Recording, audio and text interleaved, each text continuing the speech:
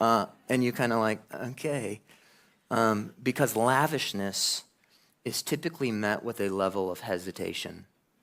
And you get this idea, heaven is streets of gold, pearl gates, jewels, sapphire.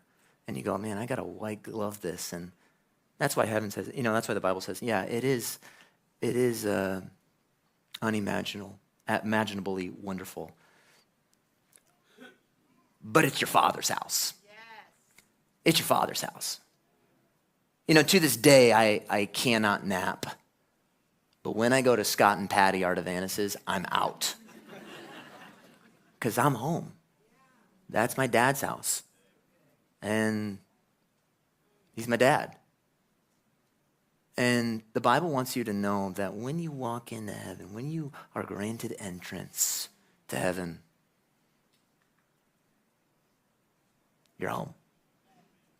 People say things like that. I think especially here, people say things like, I'm building my forever home.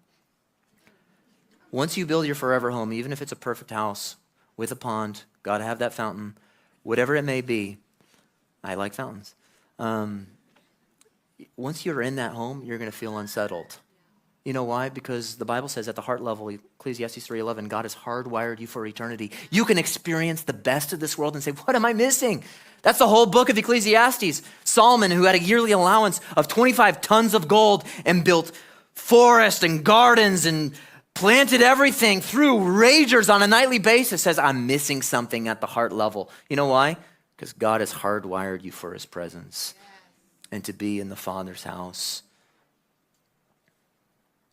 Since we've been kicked out of the garden, you've never really experienced true rest. There's this final scene. I was reading this morning in The Last Battle. It's the final book in C.S. Lewis's series, The Chronicles of Narnia. And the characters finally enter Aslan's country, and they realize that everything they knew before was just a shadow or a copy of this truer, brighter, fuller reality. And C.S. Lewis says in the book, it was the unicorn who summed up what everyone was feeling. He stamped his right forehoof on the ground and neighed, and then cried, I have come home at last. This is the land I have been looking for all my life, though I never knew it till now. Lewis, again, of his main characters, at the conclusion of his series, says, all of their life in this world and all of their adventures in Narnia had only been the cover and the title page. Now at last they were beginning chapter 1 of the great story which no one on earth has read, which goes on forever, in which every chapter is better than the one before. Do you know that in 1 billion years from now, you're going to look at the life that you lived on planet Earth and it's just going to be a few bullet points? And you're going to be on chapter 1 million. C.S. Lewis, I love that.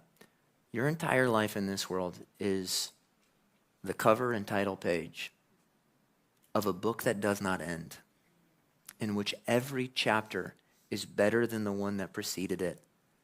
Because even in that last battle, describing Aslan's country, one of the reoccurring lines is further in, further in, further into Aslan's country you go, the better.